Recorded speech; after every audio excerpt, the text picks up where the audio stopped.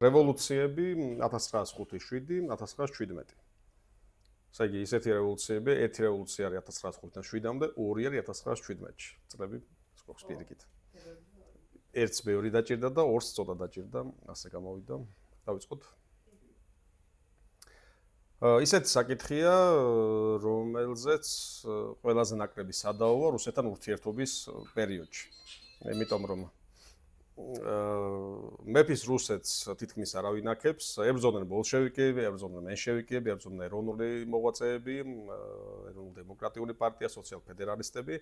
მოკლედ მთელი საქართველო ასე თუ ისე იყო მეფის წინააღმდეგ, რუსეთიც პრინციპში შემდეგ მეფის წინააღმდეგ და ეს საკითხია, რომელიც დღეს საქართველოში არ გამოიწვევს ესეთ აღებებას, მძაფრ რეაქციებს. რევოლუციები, ვთქვით, რომ იყო სამი რევოლუცია რუსეთში, მასშტაბური რევოლუცია, იქამდეც, შუალედშიც, შემდეგაც იყო მცდელობები, მაგრამ დიდი რევოლუციები იყო 1905-დან 7 წლამდე. ჰქონდა რასაკვირველია განვითარების, დაღმასვის ეტაპები, შემდეგ გვაქვს 17-ში დამარცხდა რასაკვირველია.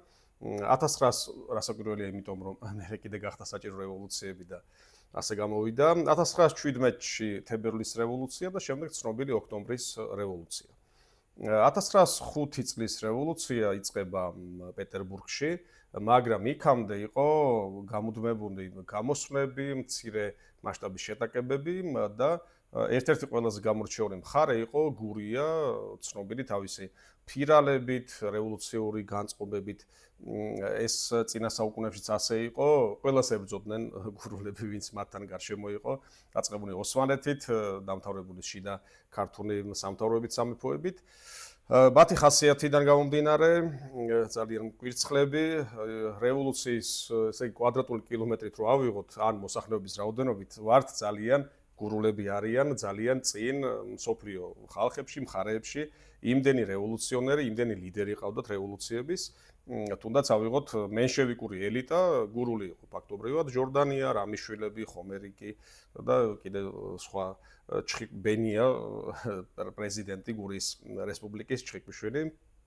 და გურიაში 1903 წლიდან იწყება აქტიური წინააღმდეგობა. ეს იყო ერთეული თავდასხმები, თითო ადამიანი, შემდეგ უკვე ჯგუფური ხასიათი მიიღო, როდესაც ერთიანდებიან ჯგუფებად და ნაკლებად იყო ის რომელიმე პარტიის კუთვნილება.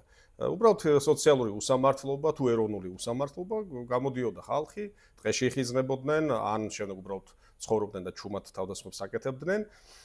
თავისთავად ხელისუფლება პასუხობდა ძალიან მკაცრად, სჯიდა, ეს მიაჩნდათ, რომ არის კარგი პასუხი, კარგი საშუალება, რაც უფრო მკაცრად ჩაახშო, ბარადა პირიქით ხდება ხოლმე, არა მარტო საქართველოში, გურიაში, არამედ მსოფლიოს ყველა ქვეყანაში.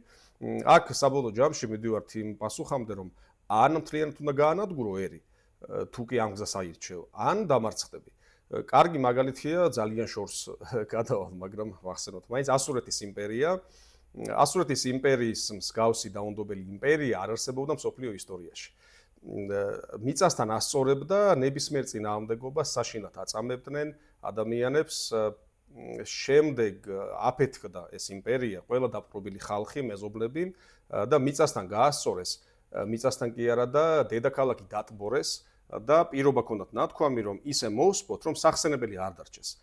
და 25 საუკუნის შემდეგ გაიგეს არქეოლოგებმა, რომ გათხარეს, მერე გაიგეს, რომ თურმე არსებობდა ასურეთის იმპერია. იმდენად გაანადგურეს გაბრაზებულმა, გამწარებულმა ხალხებმა. მეფის სასახლეში კედლები ქონდათ მოხატული წამების სცენებით. ხო, ყველა იმპერიაში გვაქვს ჩვენ სისასტიკე, ასე შემდეგ, დაუნდობლობა, ოღონდ თავის მოწონება ნაკლებად იყო ამით და კედლები ქონდათ მოხატული ფრესკებით, ნახატებით, სადაც მაგალითად კანს აძრობენ ურარტუში ადამიანებს და ამით ამაყობდნენ და იყვნენ ბედნიერები. ამან არ გამოიღო შედეგი. ასეთმა სისასტიკემაც კი ვერ აჩვენა ის შედეგი, მაგრამ იმპერიები, რომლებიც ასურეთის შემდეგ ჩვენ გვაქვს, უამრავი იმპერია, ყველა იმპერია დაინგრა, ზოგი მშვიდობიანად, ზოგი ძალადობრივად. რუსეთი ჯერჯერობით ისევ არსებობს, თუმცა რუსეთი რამდენჯერმე დაინგრა, მაგრამ ისევ აღმოცენდა და ესე ჰიდრასავით ახალი თავები ამოსდის და თუმცა მაგასაც ალბათ ექნება თავისი წამალი. და ეს პასუხი გურიაზე რომ დავბრუნდეთ, ეს პასუხი აჩერებდა კი პირიქით, უფრო მეტად აღაშფოთებდა და საბოლოოდ მიიღო უფრო ფართო მასშტაბი, ფართო ხასიათი. თავდაპირველად დახმარებას თხოვეს სოციალ-დემოკრატებს. სოციალ-დემოკრატები ცოტა დაწვრილებით რომ შევეხოთ, იცით ის ცნობილი ბოლშევიკები, მენშევიკები. 1903 წელს გაიყო ორ პარტიად, ბოლშევიკური პარტია და მენშევიკური პარტია. ოღონდ ისე მოხდა რომ იმ კონკრეტულ ყრილობაზე მენშევიკები იყვნენ ცოტა, თორემ უფრო პოპულარულები იყვნენ რუსეთის იმპერიაში. ძირითადი საკითხი იყო კამათის ხელისუფლების შეცვლის გზა. ბოლშევიკები მხოლოდ აჯანყებით ფიქრობდნენ რევოლუციით, მენშევიკები ფიქრობდნენ არჩევნებში მონაწილეობა, თავიდანვე უფრო უკეთესი ხედვა ჰქონდათ, უფრო რბილი ხედვა ჰქონდათ და ბოლშევიკები მხოლოდ აჯანყება რევოლუცია, არც აგასაკვირი ბოლშევიკი იყო კამო მაგალითად ტერორისტი და არის თლათ ჩანსახი ადამიანი. კამოს ისტორია თუ იცით, როცა დააპატიმრეს გამოაცხადა რომ ვითომ შეშლილი იყო, გაიყვანეს სასამართლოზე და ფსიქიატრი რომ მოიყვანეს, ესეთი ექსპერიმენტი ჩაატრეს, ასეთ ყვებიან ლეგენდა თუ სიამდვილეა რომ საკუთარი განავალი შეჭამა და ამით დაამტკიცა რომ იყო ავადმყოფი, გადაიყვანეს ფსიქიატრიულში, იქიდან ადვილად გაიქცა და ასეთი ხალხი ყავდათ მოკლედ. კი, ბანკების ძარცვა, ხო, კი, საფოსტო ეტლების ძარცვა და ასე შემდეგ სტალინის მასეთი არ უქნია, თალათ მასეთი. სხვაგან აკეთებდა უარესებს. და როცა დაუკავშირდნენ გურულები, რაღაცა უარი მიიღეს, იმიტომ რომ სოციალ-დემოკრატებს მიაჩნდათ, რომ ერთადერთი ამ ეტაპზე 1964 წელზეა საუბარი, ძალა არის მუშები, პროლეტარები, რომლებიც არიან ამ დროისთვის უკვე საკმაოდ მომზადებული იდეოლოგიურად, განათლებაც ასე თუ ისე წერა-კითხვის მცოდნეები არიან და მათ უნდა მოაწყონ მსოფლიო რევოლუცია, ის ცნობილი დევიზიც, პროლეტარებო ყველა ქვეყნისა შეერთდით. გურიაში არ იყო პროლეტარიატი, ქარხნები, ფაბრიკები არ იყო, ძალიან უმნიშვნელო რაოდენობით და გლეხები არ მიიჩნეოდნენ რევოლუციის რაიმე მნიშვნელოვან ძალად. ამიტომ ბოლშევიკებმა მით უმეტეს უარი თქვეს, თუმცა შემდეგ გურულები თვითონ ნოე ჟორდანია, ნოე რამიშვილი ჩაერივნენ და გადაწყვიტეს, რომ ძალიან კარგი ნიადაგია გურიაში რევოლუციის მოსამზადებლად და იწყება იქ სერიოზული მუშაობა. გურიაზე ისევ დავბრუნდებით და გადავიდეთ რუსეთზე, შემდეგ საქართველოს მოუბრუნდეთ. იმპერატორი ამ დროს არის ნიკოლოზ მეორე. ბოლო იმპერატორი, ნიკოლოზის დროინდელი, როგორც გამოთქმაშია, ძალიან ცნობილი, თავისი ტრაგიკული ბედითაც, მონაწილეობდა რუსეთი მის დროს პირველ მსოფლიო ომში, ყავდა 5 შვილი, ფოტოზე გამოსახული, ბოლშევიკებმა დახვრიტეს საკუთარი ოჯახით და არნაირი საჭიროება არ იყო, გადამდგარი იყო ტახტიდან უკვე წელიწადზე მეტი ხნის განმავლობაში, მაგრამ ამაზე ბევრი კამათია, არის საუბარი, რომ ადგილზე გადაწყდა, არის საუბარი, რომ მოსკოვიდან იყო ბრძანება, ბოლშევიკებს არ აწყობდათ ყოველ შემთხვევაში ცოცხალი, დახვრიტეს მისი 4 ქალიშვილი და ვაჟი ალექსი, პატარა ბავშვი იყო. ლეგენდა, თქვენც რომ ახსენეთ, ანასტასია თითქოს გადარჩა, დაჭრილი იყო და შემდეგ ევროპაში წავიდა, თუმცა ლეგენდად დარჩა და იმდენად გვინდა ჩვენ კარგი დასასრული ზოგადად რომ ვიჯერებთ ხოლმე ძალიან ისეთ ლეგენდებსაც და ბევრმა გამოაცხადა შემდეგ ევროპაში, ბელგიაში, საფრანგეთში რომ მე ვარ ის ანასტასია რომანოვა, დნმ-ის ანალიზიც გაიკეთა რამდენიმე, მაგრამ არც ერთი არ დაემთხვა და მოკლედ ეს ნიკოლოზ მეორე. მისი სახელი დემონიზებულია რასაკვირველია საბჭოთა პერიოდში, ოღონდ საპირისპირო მხარეა თანამედროვე რუსეთში, სადაც წმინდანად შერაცხეს ნიკოლოზ მეორე და მისი ოჯახი. და თან როგორი უცნაურია რომ საბჭოთა პერიოდსაც მისტირიან სტალინი და ასე შემდეგ და ნიკოლოზ მეორე წმინდანად შერაცხეს და გამოდის რომ მასაც მისტირიან და რაღაცნაირად არ ეთმობათ არც ერთი პერიოდი რუსეთის იმპერია საბჭოთა კავშირი აბსოლუტურად საწინააღმდეგო ერთმა მეორე გაანადგურა მაგრამ ორივე ეტევა დღევანდელ რუსეთში რაღაცნაირად 1904 წლისთვის ძალიან მძიმე მდგომარეობა რუსეთის იმპერიაში შიდა თვალსაზრისით, ეკონომიკური თვალსაზრისით, არის ძალიან ხშირად გაფიცვები, შეიარაღებული აჯანყება არ მომხდარა მასშტაბური, მაგრამ აქტიური გაფიცვა ხდება ქარხნები, ფაბრიკების. ნიკოლოზ მეორის დროს შედარებით მიუშვეს მართვის სადავეები. მანამდე იყო ალექსანდრე მესამე, რომელმაც ძალიან მკაცრი ხელით მართა, უმცირეს გამოვლენებასაც კი მკაცრად ახშობდა და ამ პერიოდში, როგორც ჩანს, იფიქრეს, რომ შესაძლებელია მშვიდობიანი გზებით მიაღწიოს აწადელს და მიტინგები ეწყობა. ამავე პერიოდში ასპარეზზე გამოდის მღვდელი გიორგი გაპონი. ძალიან ცნობილი ფიგურა, ცოტა დაწვრილებით შევეხები, ჩვენ არ გვეხება, მაგრამ საინტერესოა ყოველმხრივ აბსოლუტურად მღვდელი იყო ის სასულიერო პირი, მაგრამ რევოლუციის სათავეში აღმოჩნდა ძალიან უცნაური შეხედულებებით, ქრისტეს ამსგავსებდნენ, როგორ თვითონაც არ იყო წინააღმდეგი, როგორც ხალხების ამამოძრავებელი და ბოლოს თავს რომ იმართლებდა, აბრალებდნენ, რომ ის იყო ოხრანკის საიდუმლო სამსახურის აგენტი, მაგრამ ფულს იღებდა, მაგალითად, მინისტრებისგან, ოფიციალური პირებისგან. ოღონდ ამას არ მალავდა, იძახდა, რომ მაგალითად ერთხელ მიიღო 30,000 მანეთი. ძალიან დიდი ფული იმ პერიოდისთვის და ამ ფულით აწყობდა მუშათა, ქირაობდა შენობებს, ეხმარებოდა გაჭირებულ მუშებს და ორგანიზაცია დააარსა. კრება, ასე რქვა მის ორგანიზაციას, მუშების გაერთიანება იყო და იძახდა, რომ ეს ფული არისო თქვენი ჯიბიდან გადახდილი და ბიუჯეტიდან რატო არ ავიღოთ ფული, რომელიც თქვენია და მოვიხმაროთ ჩვენ თვითონ მუშებმა და წინააღმდეგობა გავწიოთ ამ ფულით და ძალიან საინტერესო პარალელებია თანამედროვე საქართველოსთან, რომ დაფინანსების აღება არაღებაზე და საუკუნის წინ ცოტა სევდიანი თან თქვათ მეღიმება იგივე გზაზე რომ ტრიალებთ, რაც ხდებოდა 2-ჯერ, 3-ჯერ და 10-ჯერ მომხდარა და ისევ თავიდან იწყება მსჯელობა, რაც მანამდე უკვე გაიარეს და შეიძლება რომ გადახედონ წარსულს და თქვა რომ ეს ხო უკვე იყო ამაზე კამათი და რაღაცაით განვითარდეთ და ცოტა წინ წავიდეთ. გაპონის გაშავება საბჭოთა კავშირს რატო სურდა? იმიტომ რომ ის იყო სოციალ-დემოკრატებისგან დამოუკიდებელი ფიგურა. როდესაც წავიდა 1903-4 წელს დასავლეთში, ევროპაში, იქ დახვდნენ მას ლენინი და უამრავი სხვა მოღვაწე პლეხანოვი მაგალითად და გადაწყვეტეს რომ გადაებირებინათ თავისკენ, ვერ მოახერხეს. მას საკუთარი ხედვა ჰქონდა, ის არ იყო არც სოციალ-დემოკრატი, მისი მიზანი იყო რომ მეფის თანაშემწე გამხდარიყო, მეფის მრჩეველი გამხდარიყო, აი ასეთი ამბიციური გეგმა ჰქონდა და ერთად მოეხერხებინათ დაბალი ფენების მდგომარეობის უფლებების გამოსწორება. ამისი ღრმა წამდა, რელიგიურობაც ხელს უწყობდა მის ფანატიზმს და ვერავინ გადაარწმუნა კი არა და იქით არწმუნებდა ხალხს და შესაბამისად არ უყვარდათ ის არც მენშევიკებს, არც ბოლშევიკებს, მაგრამ იმდენად კარგად მუშაობდა პროლეტარიატთან, მუშებთან, რომ ეს აღიარეს და ცდილობდნენ რომ მასთან ერთად ემუშაოთ ამ მიმართულებით და როდესაც დაბრუნდა რუსეთში, პირველი ესეც ძალიან საინტერესო მომენტია, საბაბი, რომელმაც წამოიწყო უზარმაზარი რევოლუცია, იყო პუტილოვოს ქარხანა. ერთ-ერთი პეტერბურგული ქარხანა პეტერბურგში, არაფრით გამორჩეული, რომ არა რევოლუციის დასაწყისი.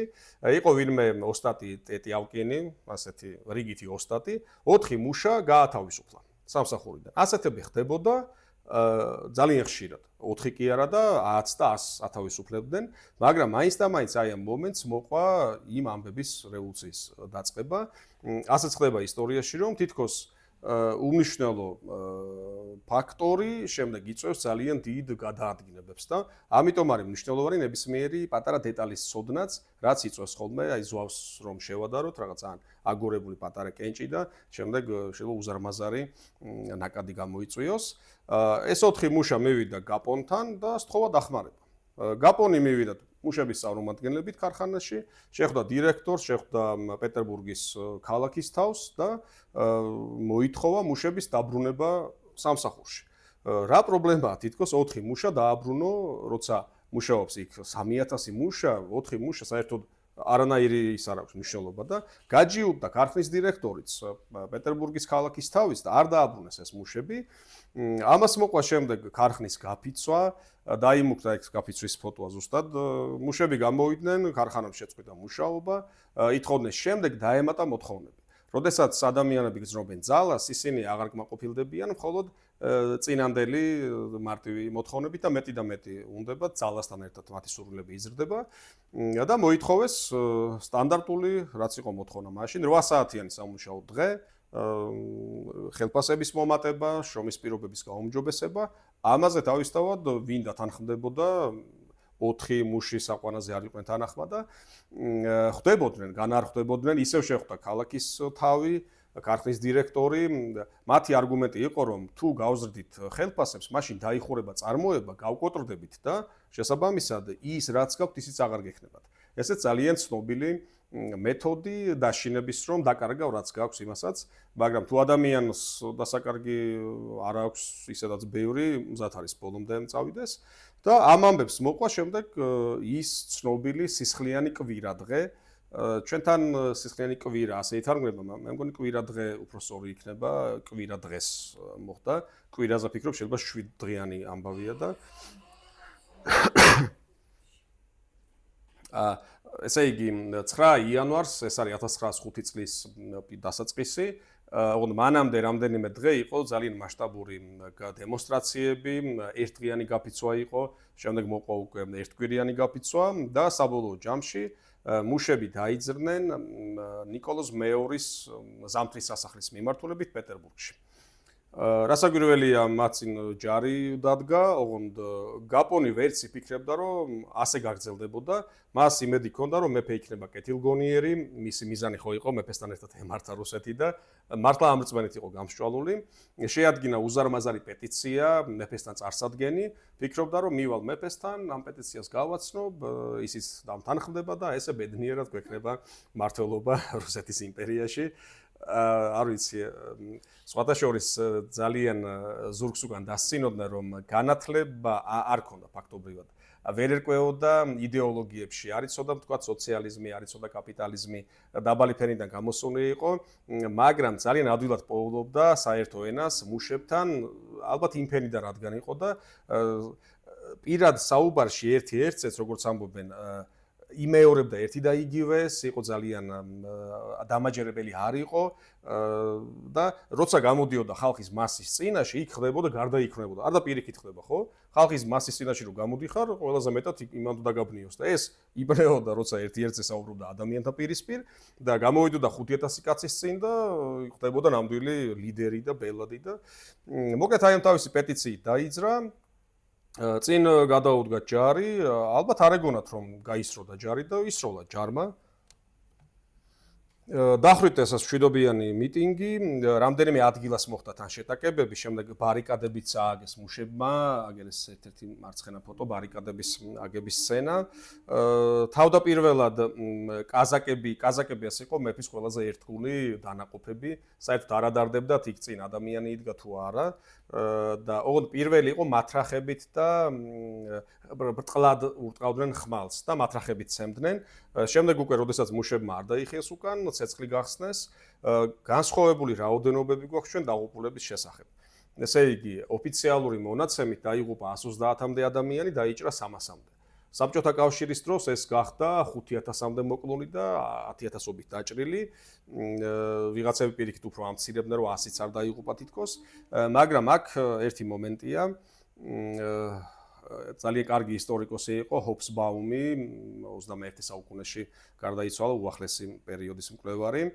ის წერს ებრაელების ჰოლოკოსტზე, გენოციდზე, რომ ასახელებენ რაოდენობას დაწყებული მილიონიდან 6 მილიონამდე და არიო ამაზე დავა, მილიონი დაიღუპა, 2 მილიონი, 6 მილიონი, 6 მილიონი ბევრია უამბობენო, მილიონი ცოტაა და კითხვა სვამს, რომ ტრაგედიას რითი საზღვრავთ, მილიონი ნაკლები ტრაგედია და 6 მილიონი უფრო დიდი ტრაგედია და რატო დავდევთ ამ რაოდენობებს? ტრაგედია უკვე ძალიან დიდი იყო, იმ რაოდენობითაც კი და. მე მგონი აქაც ნაკლებად სადაო 130 დაიღუპა. უბრალოდ ისტორია მაინც სტატისტიკა თუ გვაინტერესებს, უმჯობესია ქონდეს ზუსტი რაოდენობები, მაგრამ თუ არ არის, მე მგონი არღის იმაზე გამოდევნება და უფრო დიდი მნიშვნელობის მინიჭება. დაიღუპა უამრავი ადამიანი, დაიჭრა ძალიან ბევრი და იმ დღეს ეს მღელვარება ჩაცხრა, მაგრამ რასაკვირველია გაზეთებმა აიტაცეს და გავრცელდა რუსეთის იმპერიაში, გავრცელდა მსოფლიო პრესაში, რომ მშვიდობიანი აქცია დახვრიტეს ესეთი ფორმით და მეთოდით და გაპონს რაც შეეხება პირველ რიგში მიდიოდა და ისე მოხდა რომ ტყვია არ მოხდა. და გაიყვანეს მისმა თანამებრძოლებმა, მიიყვანეს სადღაც ერთ-ერთ ბინაზე. როგორც კი გამოერკვა თურმე დაწერა წერილი და ბოდიში მოიხადა, რომ მე არ ვფიქრობდი და მე მზად ვარ, რომ აჯანყება დავიწყოთ, მივიტანოთ იერიში, რომ მშვიდობიანი ფორმა თურმე არასწორი ყოფილა და ითხოვა პატიება ამისთვის და მოუწოდა აჯანყებისკენ, ბრძოლისკენ. გაპონზე, როგორც გითხარით, აბრალებენ რომ ის იყო აგენტი და ამ დღეს დარწმუნდა სოციალ-დემოკრატები, რომ აგენტი არ იყო. როცა მოუწოდა ბრძოლისკენ, ჩათვალეს, რომ ეს მართლა ხალხის მხარეზეა. არა და პროვოკატორი, ესეთი ძალიან საინტერესო ცნება რუსეთის იმპერიაში გაჩნდა მე-20 საუკუნის დასაწყისში. სტოლიპინი, ცნობილი მინისტრი იყო ნიკოლოზ მეორის მთავრობის თავმჯდომარე. სტოლიპინი ასე აღწერდა პროვოკატორს, რომ ის არ არის მოღალატე და უნდა განვასხვაოთ მოღალატე და პროვოკატორი. პროვოკატორი არის შეგზავნილი ადამიანი, რომელიც აწვდის ცნობებს საიდუმლო სამსახურს თუ ჟანდარმერიას და ოღონდ რითი განსხვავდება მოღალატე პროვოკატორისგან, რომ პროვოკატორს კარგად იყენებენ აჯანყებულებიც. იმიტომ რომ პროვოკატორი იწვევს გარკვეულ ქმედებებს, რასაც მერე იყენებენ მომიტინგეებიც, გაფიცუნებიც და თავის მხრივ ეძებენ სარგებლეს იმ პროვოკაციისგან. პროვოკაცია არის შემდეგ შეიძლება შეტაკება მოყვეს და ორივე მხარე ეძებს ამ შეტაკებიდან თავისთვის გამოსავალს და გამორჩენას და მოკლედ გაპონზე იყო ეს პროვოკატორობის ბრალდება,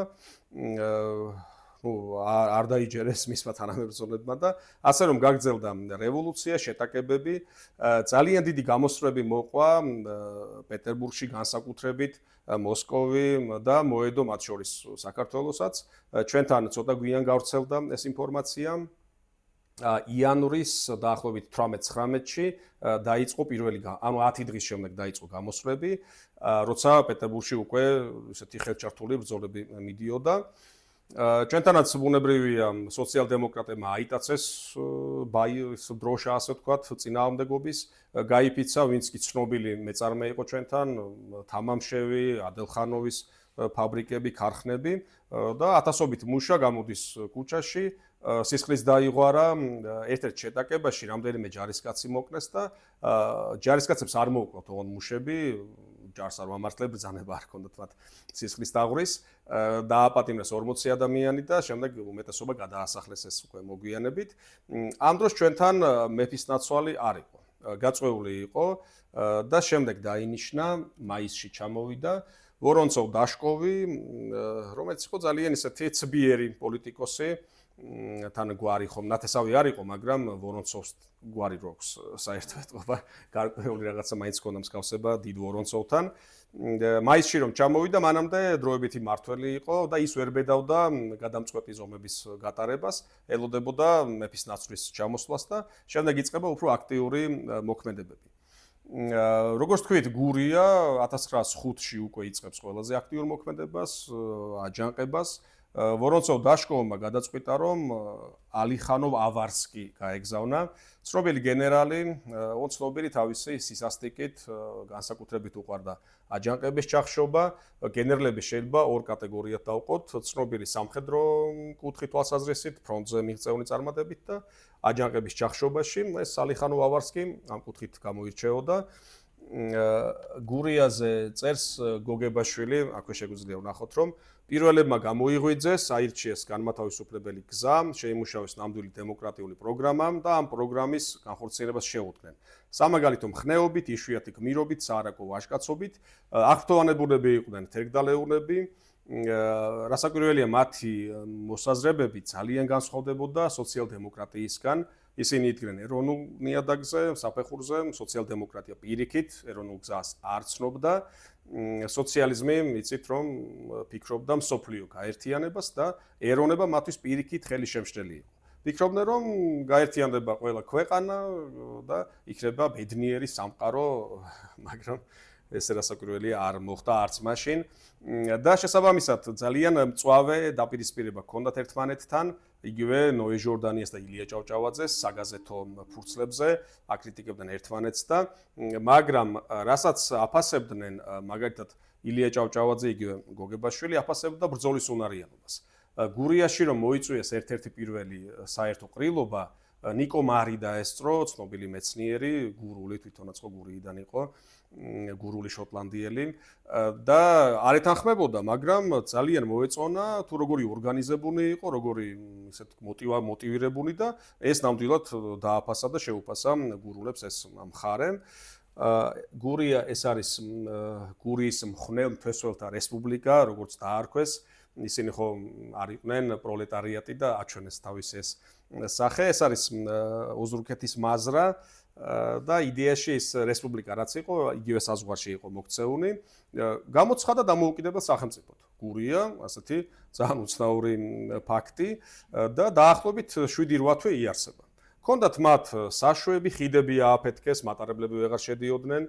საშვი ბეჭედ დარტყმული, თუ ვინმე შედიოდა გურიაში, უნდა წარედგინა საშვი, შეიარაღებული რაზმები ყავდათ, ოღონდ თვითონაც ხელს უწყობდნენ და რაც ჰქონდათ რაოდენობა 10 იმდენი ეგონათ დანარჩენ რუსეთის იმპერიაში და ძალიან დაშინდნენ, მათ შორის მეფის ჯარი, იგივე კაზაკები, არადა 2000-მდე თოფი თუ მოიძებნებოდაო გურიაში, ოღონდ აქედან ყველა არ იყო გამართული და ტყვია-წამლის ნაკლებობას განიცდიდნენ.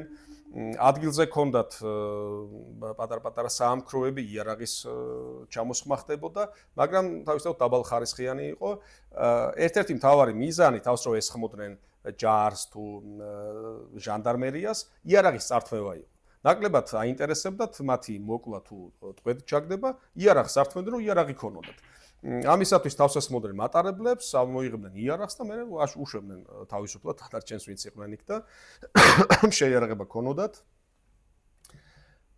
პრეზიდენტი ძალიან საინტერესო ადამიანი ბენჯამენ ბენია ჩხიკვიშვილი, შალვა მაღლაკელიძე, ცნობილი ქართველი გენერალი, ის აფასებს ძალიან ესეთ დიდი პატივისცემით მოიხსენიებდა, რომ იარაღსაც იხმარდაო, აჯანყებისთვის გამოდგებოდაო, ისეთი კაცი იყო, როგორც გენერალი, გასაკვირველია სამხედრო კუთხით აფასებდა პირველ რიგში და გურიაში უდიდესი სახელი ჰქონდაო და დაბრუნდა კატორღიდან და ესეთი შტაბ-ბიჭდება დატოვა. გურულებმა აირჩიეს პარლამენტი და პარლამენტმა აირჩია უკვე პრეზიდენტი. და რამდენიმე თვე იყო გურიის პრეზიდენტი ბენია ჩხიკვიშვილი. ფოტოც უნდა გქონდეს. არა. დარჩეს ასე საიდუმლოდ ბენია, რატო არ ჩავაგდე, არ ვიცი. შემდეგ ასევე ძალიან ცნობილი მოღვაწე იყო რესპუბლიკის პერიოდში. 21-ში დატოვა საქართველოს, 24-ში ისევ დაბრუნდა, აჯანყების მომხრე არ იყო, მაგრამ მაინც იყო აქ აჯანყებულებთან ერთად და დახვრიტეს, რასაკვირველია. ფელიქს ძერჟინსკი იყო საიდუმლო სამსახურის უფროსი მაშინდელი საბჭოთა კავშირის და პირადი ბრძანებით დახვრიტეს შალვა მაღლაკელიძე, ნოე-ხომერიკი, რამდენიმე მენშევიკი, არადა სასამართლომ მიუსაჯა გადასახლება და რუსეთში გადაასახლეს და შემდეგ ერთ-ერთ სადგურზე პირადად იცნობდა კარგად მენშევიკებს თავისთავად და იცოდა რომ ალბათ არ გაჩერდებოდნენ და ესე დახვრიტეს. გურიაში დაუბრუნდეთ თერგდალეუნებს და მათ შეფასებას. საბჭოთა პერიოდში, ხო, ძალიან საინტერესოა, ესე იგი პირიქით წავედი. საბჭოთა პერიოდში, მაგალითად, ისტორიის ნარკვევებია, ცნობილი ნაშრომი საქართველოს ისტორიის, ესეთი 6 ტომია თუ 7 ტომი, სქელტანიანი. იქ ნახსენებია, რომ მაგალითად 1905 წელს თბილისში ნაძალადევის, ასე ვთქვათ, დამოუკიდებელი ოლქი შეიქმნა. ნაძალადევის მუშები აჯანყდნენ, მთავრობის ჯარები და წარმომადგენლები გაყარეს და რამდენიმე დღე იყვნენ დამოუკიდებელი, თავისი ორგანო ჩამოაყალიბეს.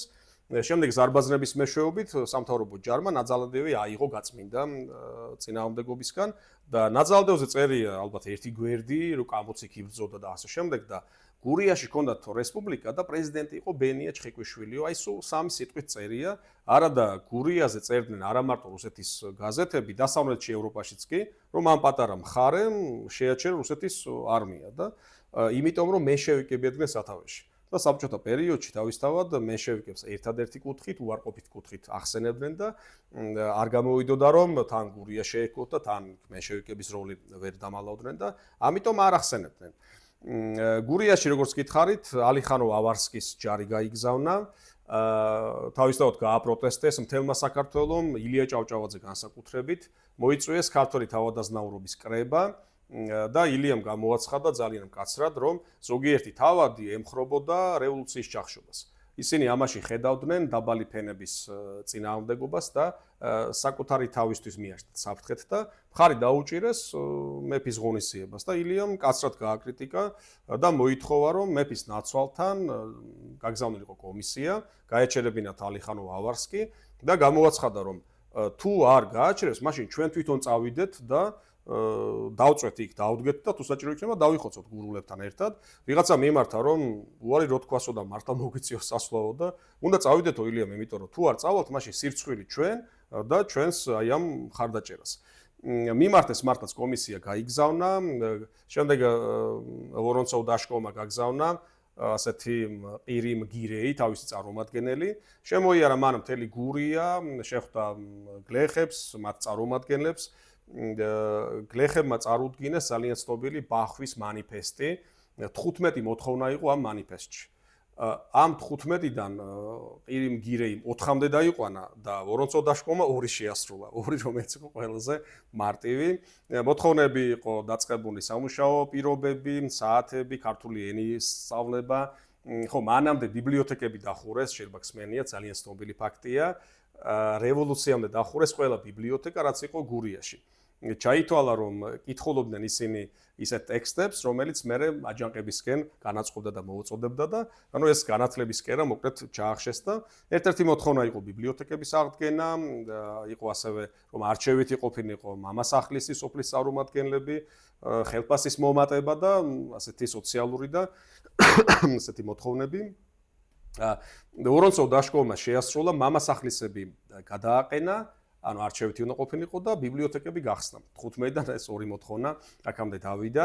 როდესაც განუცხადეს, რომ ალიხანო ავარსკის საჭიროება არ იყო, თქვა, რომ სანიტარული მიზნით ანტისანიტარიაო ძალიან ოზრუგეთში და ამიტომ ჩავაყენეთო ჯარი იქ და მე სანიტარიული წესები დაამყარა, ეს გულისხმობდა ცემა ტყეპა, დახოცვით არავინ დაუხოცავთ.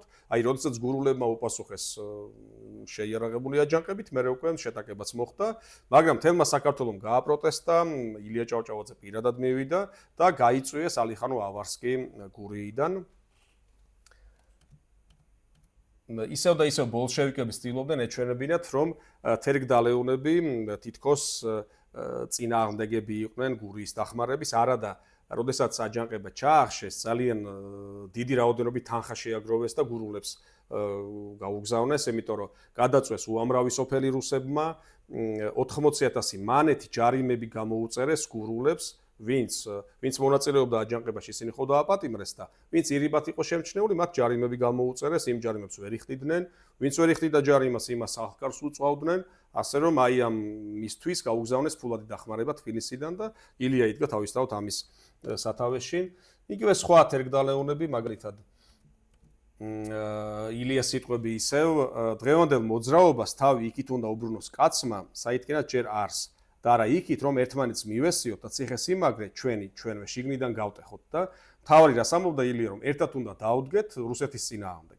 არანაირი განსხვავება, დაბალი ფენა, მაღალი ფენა, პირიქით, მიუხედავად იგივე იდეოლოგიური სხვაობისა, ერთად უნდა ვიყოთ.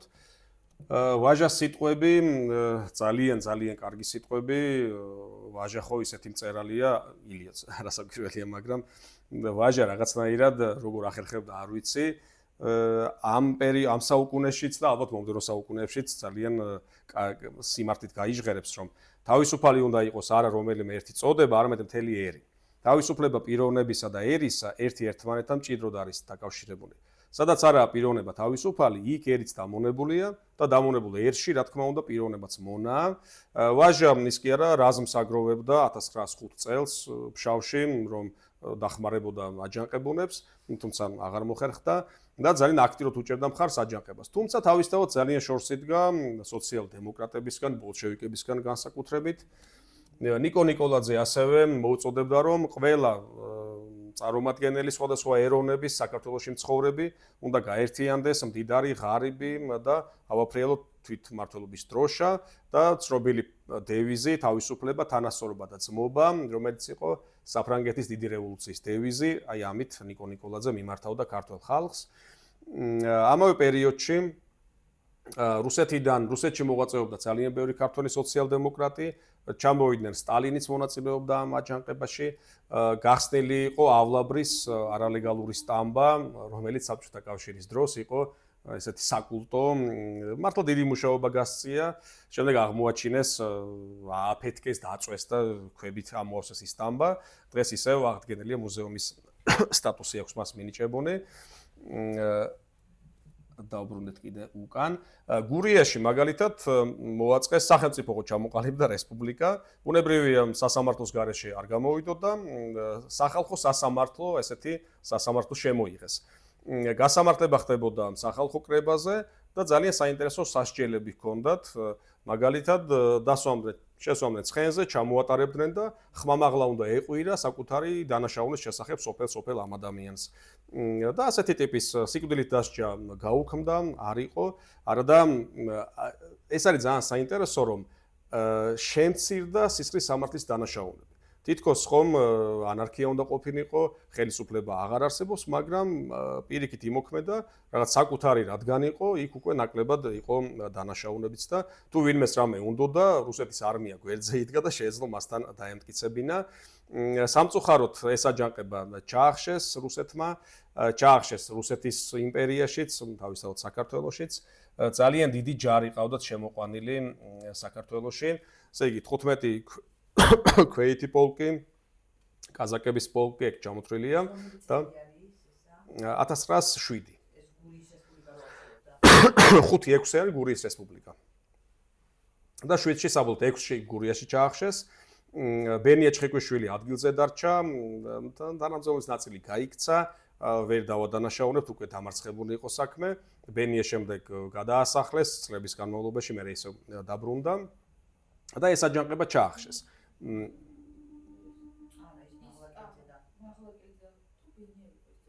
ბენია დახვრიტეს. ეს უკვე საბჭოთა კავშირის დროს. ეხლა ის ხომ მაღლაკელიძე დახვრიტეს გადასვისა. ბენია დახვრიტეს. ხო, გაუსწარი მოვლენებს და წინ გითხარით 24-ში დახვრიტეს 1924 წელს. ანუ ეს არის პარალელურად იქ რევოლუცია და ჩვენთან კი ბატონო. კი, რუსეთში რომ დაიწყო აჯანყება, იმიტომ რომ ცალკე საქართველოს აჯანყება არ იქნებოდა ეფექტური თავისთავად, ჯარების გურია იყო ცენტრი, თუმცა კი, ადგილ-ადგილ დაიწყებოდა, ჩაახშობდნენ, შემდეგ ისევ პირობებით გამწარებული ადამიანები. მაგალითად, ძალიან დიდი გამოსვლა იყო ჭიათურაში. სულ გურიაზე ვისაუბრე და მოკლედ ჭიათურაზეც ვიტყვი. ჭიათურა იცით ცნობილი თავისი წარმოებით, ძალიან დიდი ქარხანა იყო. 2000-მდე მუშაობდა ჭიათურაში. მათ დაიწყეს აჯანყება, 2 თვე სამთავრობო ჯარი ვერ შედიოდა. ასეული გაგზავნა რუსეთის სამთავრობო ჯარი, განაიარაღეს, შეიარაღდნენ შესაბამისად და თუმცა შემდეგ მაინც ჩაახშეს. თავისთავად მეტი ჯარი გაიგზავნა და ბუნებრივია იარაღი, რაც უნდა იარაღი ჰქონდეს, არ იყვნენ პროფესიონალი ჯარისკაცები და კი ცალკეული გმირობები, იგივე სიმონ დოლიძე, ცნობილი ფირალი, ისიც გურიის რესპუბლიკის დროს იყო და იბრძოდა მეფის რუსეთის წინააღმდეგ. თუმცა აქ ძალიან საინტერესო მომენტია და დასკვნაა, რომ როდესაც აჯანყება ჩაცხრა, ადამიანები, რომლებიც მანამდე რევოლუციის მხარეზე იბრძოდნენ, ძალიან კეთილშობილური მიზნით, მეფის რუსეთის წინააღმდეგ, ჩაგვრის წინააღმდეგ, თითქოს დაკარგეს თავისი მიზანი და გახდნენ ჩვეულებრივი ყაჩაღები.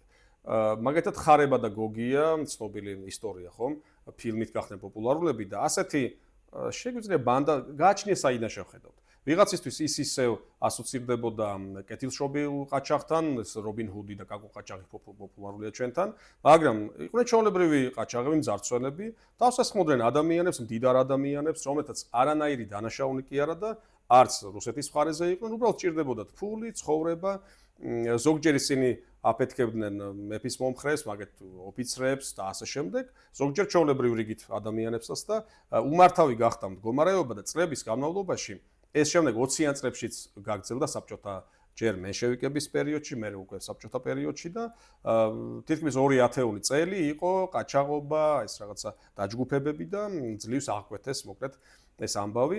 პოლიტიკურ სიტუაციას დაუბრუნდეთ და შემდეგ 17 წელს გადავიდეთ.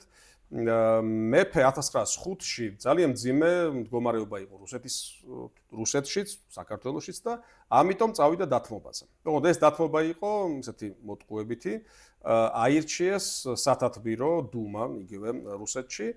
საქართველოს გამოიყო 8 მანდატი და 8 დეპუტატი წარადგინა 1905 წელს საქართველოს. მათ შორის იყო ნოე ჟორდანია, ისიდორე რამიშვილი, 5 მენშევიკი იყო აქედან. ბოლშევიკებმა უარი თქვეს, ბოიკოტი გამოუცხადეს, იძახდნენ რომ მხოლოდ ომი დააჯანყება და ასე შემდეგ. რამდენიმე თვეში ეს სათათბირო მეფემ დაითხოვა, იმიტომ რომ აგრარული საკითხის გადაწყვეტა მოითხოვეს. არადა წესით ეს სათათბირო უნდა ყოფილიყო მეფესთან შეთანხმებული და მეფისთვის კვერი დაეკრა, მაგრამ იგივე მენშევიკებმა, კადეტები იყვნენ იქ ესერები, მოითხოვეს რომ მიწების საკითხი გლეხების სასარგებლოდ ყოფილიყო. დაითხოვეს სათათბირო, აირჩიეს ახალი სათათბირო 1906-ში. აქაც ისევ მენშევიკები იყვნენ, 8 მანდატიდან 8-ვე მენშევიკი წავიდა საქართველოსდან. ამ სათათბიროს ბრალი დასდეს, რომ თითქოს აპირებდნენ მეფის ოჯახზე თავდასხმას.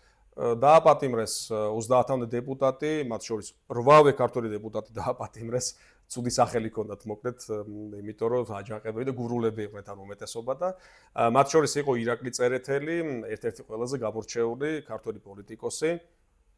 შემდეგ კიდე შეხვდებით მას, მინისტრი გახდა დროებითი მთავრობის დროს და გამორჩეული ორატორი, წერეთელი უმცროსი შტო იყო, ასე ვთქვათ, თავადური შტო არ იყო, მაგრამ დედა იყო ნიკო ნიკოლაძის და გიორგი წერეთელი იყო მამა, ძალიან ცნობილი პუბლიცისტი, პოლიტიკოსი, 19 საუკუნის და ძალიან კარგი განათლება მიიღო, ევროპაში ისწავლა, შემდეგ დაბრუნდა საქართველოში. ასეთ ისტორიას ყვებიან, ლეგენდასავითაა, რომ სოციალ-დემოკრატების შეკრებაზე მენშევიკები და ბოლშევიკები ერთად იყვნენ და ირაკლი წერეთელი გამოდიოდა სიტყვით, იყო ძალიან კარგი ორატორი. წინ დაუჯდა ეს ირაკლი წერეთელი, წინ დაუჯდა სტალინი პირველ რიგში და ქართულად აგინებდა თურმე. და გამოდის უზარმაზარი დარბაზია და ეს კიდევ ესეთი განათლებული, ძალიან კარგი მებრძოლიც იყო თან და ეს სტალინი კიდე ესეთი ადამიანი იყო, რომ ჩაეშალა მისი სიტყვა და დაბლიდან ქართულად და გადმოუხდა თურმე, იჩხუბეს, მაგრამ სიტყვა ჩაუშალა, მიეღწია თავის მიზანს და ეს ირაკლი წერეთელი იყო მეორე სათათბიროში, გადაასახლეს ციმბირში და 1917 წლის რევოლუციას შეხვდა ციმბირში. თითქმის 10 წელი იყო გადასახლებაში, შემდეგ ჩავიდა უკვე პეტერბურგში, პეტროგრადი ერქვა მაშინ უკვე. ამ სათათბიროების პერიოდში კიდევ რუსეთში მოიწვიეს თავად აზნაურების სენატი, მეფესთან არსებული საბჭო, ასე ვთქვათ, მასში მონაწილეობდა ილია ჭავჭავაძე. ესეც საბჭოთა პერიოდში ძალიან ცუდად გააშუქეს, რომ თითქოს ილია მეფესთან თანამშრომლობდა, ჯერ ერთი ილია იყო თანამშრომლობის მომხრე და ცდილობდა თავისი ხედვა ჰქონდა ძალიან სწორი თავისთავად. ფიქრობდა, რომ პირველ რიგში კულტურული ავტონომია, შემდეგ ეროვნული პოლიტიკური ავტონომია და ბოლოს დამოუკიდებლობა. რომ ნაბიჯ-ნაბიჯ უნდა მივსუნიყავით ამ მიზნამდე.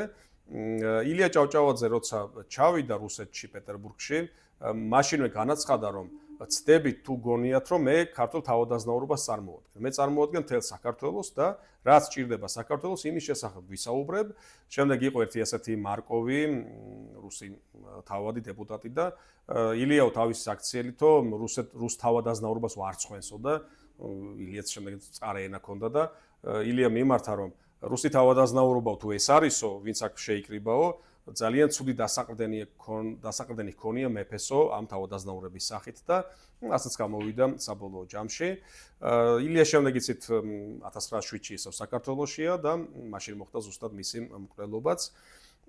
და საბოლოო ჯამში მეორე სათათბიროც დაითხოვეს, დააპატიმრეს ნაწილი, მოიწვიეს მესამე სათათბირო, რომელიც ასევე მალე დაითხოვეს და მეოთხე სათათბირო იყო, რომელმაც თავისი ვადა ბოლომდე შეასრულა 5 წელი და 1917 წელი მოუსწრო ზუსტად მეხუთე სათათბიროს, როცა მოხდა რევოლუცია. მეორე ნაწილი 1917 წელი ოფიცერი კირპიჩნიკოვით დავიწყოთ, ესეთი უცნაური დასაწყისი ჰქონდეს.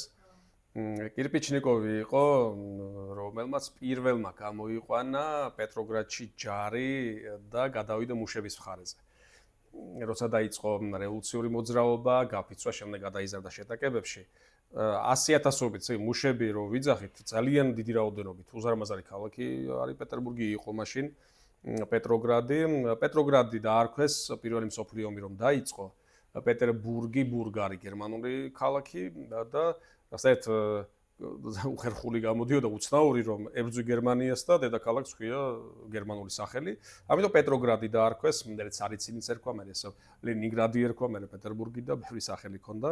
აი ამ გამოსვლების დროს რასაკვირველია ლოიალური ჯარები, მეფის ლოიალური ჯარი მზად იყო პეტროგრადში და ერთ-ერთი ეს იყო ოფიცერი კირპიჩნიკოვი, ჩვეულებრივი ოფიცერი, არაფრით გამორჩეული, როგორც აი რაღაცა პატარა ნაპერწკალი უნდა, კირპიჩი აგური რომ არის, ერთი აგური აღმოჩნდა, რომელმაც გამოეცალა და ჩამოეშალა უზარმაზარი კედელი. თავისთავად როდესაც სიტუაცია მზად არის, აუცილებლად გამოჩნდება რომელიმე კირპიჩნიკოვი. ეს არ არის ადამიანი, რომელიც ეპოქას ქმნის, ეპოქა ქმნის ამ შემთხვევაში ადამიანს არიან დიდი ადამიანები, რასაკვირველია, რომლებიც აჩქარებენ, თვითონ მოყავთ და არიან ადამიანები, რომლებიც იმ ეპოქაში უბრალოდ იმ სიტუაციაში ამოტივტივდებიან ხოლმე. როდესაც გაიყვანეს ჯარი და დაშალეს 25 თებერვალს 26-ში დილით ისე უნდა გაეყვანათ. ირწმუნება კირპიჩნიკოვი შემდეგ ამბობდა, რომ ხალხის ბრძანება რო გასცეს ესროლთ ხალხისთვის, მუშებისთვის, თავს ზემოთ ვისროლეთო, ვერ ვიტყვით მართლა რთული სათქმელია, თავს ზემოთ ისროლეს თუ პირდაპირ ვისროლეს და დილა უთენია 6-ზე უნდა ყოფილიყო მოწყობა. 5 საათზე კირპიჩნიკოვმა გამოიყვანა თავისი ასეული და დაიწყო აჯანყება, რევოლუცია. გამოიყვანეს დანარჩენი ასეუნები და გამოაცხადეს, რომ არ წავლენ ხალხის წინააღმდეგ. როდესაც გამოვიდა კაპიტანი მიესალმა, მეც გვიან გავიგე, თურმე ოფიცერი ესალმება ზდაროვა ბრატცი, ესეთი მისალმება ქონიათ ოფიცრებს და ამათ უნდა ეთქვათ, რომ გამარჯობა, თქვენო მაღალ ღირსებავ. და ამათ უპასუხეს ურა დაიძახეს. ის ისევ მიესალმა, ამათ ისევ ურა დაიძახეს და მიხვდა, რომ აჯანყების ელფერი ქონდა ამ ყველაფერს, მოუწოდა, რომ მოწყობილიყვნენ, ოღონდ ურჩიეს, რომ გაასწარის, არა მცოცხალი ხარ. როცა გაიქცა კაპიტანი, კირპიჩნიკოვმა ესროლა და მოკლა ადგილზე. ეს რატო გააკეთა, იმიტომ რომ უკან დასახევი არ ქონოდათ. გამოვიდა რომ მათ დაღვარეს სისხლი საკუთარი ოფიცრის, შესაბამისად ჯარისკაცები უფრო მოტივირებულები იქნებოდნენ. მათ აიყონეს სხვა დანაყოფები, გადავიდნენ შემდეგ საერთოდ იმ ყაზარმაში, გადავიდნენ სხვა დანაყოფებთან და პეტერბურგის ჯარების უმეტესობა გადავიდა აჯანყებული ჯარის მხარეს და მუშების მხარეზე. აი ეს იყო გადამწყვეტი მომენტი. კირპიჩნიკოვზე ბარემ გეტყვით, ვერ გაერკვა, მოკლედ ვერ მოერგო ვითარებას, ქონდა ძალიან მაღალი წარმოდგენა საკუთარ თავზე, მიაჩნდა რომ მან მოაწყო ეს უზარმაზარი რევოლუცია, ოღონდ ვერსად ვერ მოერგო, შემდეგ წადა ბოლშევიკების წინააღმდეგ გამოსვლა, შემდეგ შეუერთდა მეფის არმიას და როდესაც უკვე სამოქალაქო ომი დაიწყო 1918-ში, მივიდა ერთ-ერთ დანაყოფში, გაეცნო და ვინც დახვდა იქ პოლკოვნიკი, არ მახსოვს რა გვარი იყო, ამას თურმე ქონია გაზეთებიდან ამონაჭერი, სტატიები, საკუთარი ვინაობის დამადასტურებელი, რომ ეჩვენებინა, რომ აი მე ის ადამიანი ვარ, ვინც ეს გააკეთა და ამ ოფიცერმა დახრიტა კირპიჩნიკოვი, ძალიან ბევრს ლაპარაკობდაო და ასე დაამთავრა თავისი მოღვაწეობა. 1917 წელი იყო ძალიან ესეთი დიდი შემზარავი, როგორც ერთი დიდი რუსი მწერალი წერდა 1918-ზე 1918 უფრო შემზარავი იყო ვიდრე 1917-იო, მაგრამ ისიც ძალიან შემზარავი იყო. ორი რევოლუცია მოხდა თებერვლის და ოქტომბრის. ძალიან განსხვავებული ერთმანეთისგან, განსხვავებული ადამიანებით, განსხვავებული იდეებით. დაიწყო ყველაფერი ისევ მუშების გამოსვლებით. აქ მთავარ როლს თამაშობდნენ სოციალ-დემოკრატი მენშევიკები. ლენინი გაქცეული იყო, დაბრუნდა აპრილში მხოლოდ და მხოლოდ. ბოლშევიკები ზოგადად ძალიან მეორე ხარისხოვანი როლი ჰქონდათ ამ პერიოდში. ძალიან ნაკლები პოპულარობა, თვითონ აღიარებდნენ საბჭოთა კავშირის პერიოდშიც, რომ საქართველოსში მენშევიკებს ჰქონდათ გაცილებით გარკვეული ობიექტური მიზეზები, თუმცა იმ მიზეზებს არ ასახელებენ, ობიექტური მიზეზების გამო მენშევიკებს ჰქონდათ დიდი მხარდაჭერა ქართველი ხალხის.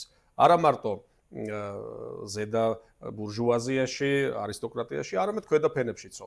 და ასე იყო რუსეთშიც, არა მარტო საქართველოში, იმიტომ რომ მენშევიკები იყვნენ გაცილებით უფრო პროგრესული და მშვიდობიანი შეიძლება ესე ვთქვათ და ბოლშევიკები იყო მოთხოვნა ტერორი, განადგურება, დახოცვა.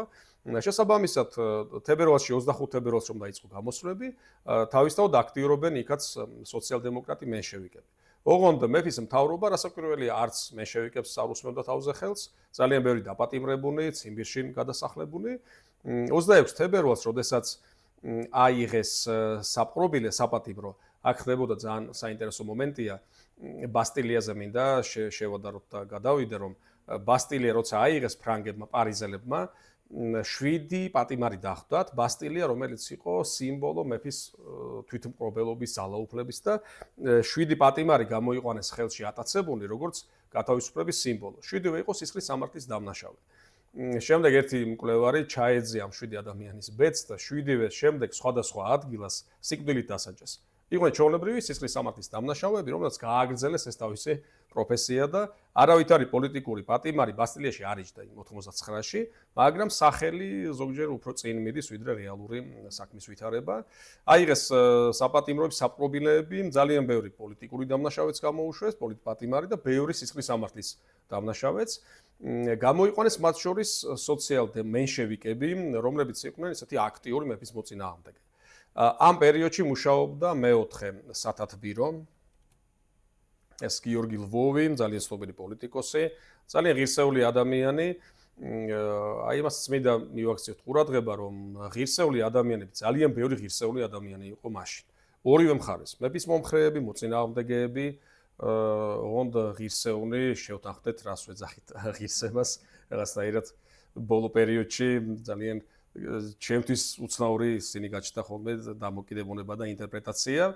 ღირსეული ადამიანები, რომლებიც ბოლომდე ემსახურებოდნენ თავის მიზანს, ქვეყანას, თუ მარცხდებოდნენ, თავს იკლავდნენ, არ ვიცი ეს ღირსება რამდენად არის, მაგრამ მათთვის დამარცხება იყო, თამაშიდან გადიოდნენ და აი ლვოვი მაგალითად იყო დროებითი მთავრობის თავმჯდომარე, მას ებარა ხაზინაც და შემდეგ საფრანგეთში რომ გადასახლდა, ხელობას მიიღო ხელი, 60 წელს გადაცილებული იყო, ეს ხაზინა გადააბარა რუსეთის წარმომადგენლობას საფრანგეთში და ხელოსნობდა. არანაირი 16 აყაიშვილი მახსენდება, მის ხელში იყო მილიონობით მანეთი და კი არა იყო ეს ფული და შვენივრად იცხოვრებდა, მაგრამ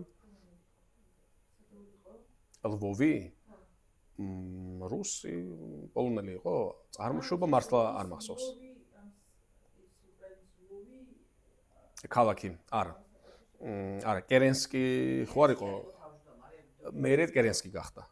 პირველი თავმჯდომარე იყო ლვოვი და შემდეგ კერენსკი შეიძლება იყო პოლონელი, გვარისკი დაბოლოებით. ლვოვი არ შეიძლება უკრაინელი იყო წარმოშობით. ხო. ხო, შეიძლება არ ჩაუძიებრო, არ შემხედრია მართალი გითხრა და რუსეთის იმპერიის, მოკლედ, ალბათ ასე სადღაც პოლონეთში რო სწავლობდნენ უკრაინაში, თქვათ ირაკლი წერეთელზე და ესო რუსიაო თუ ქართველიო წარმოშობით რო ეკითხონ და არ ვიცით რუსად გამოაცხადო, ხო, არ ვიცი, ხო, წავიკითხავ აუცილებლად.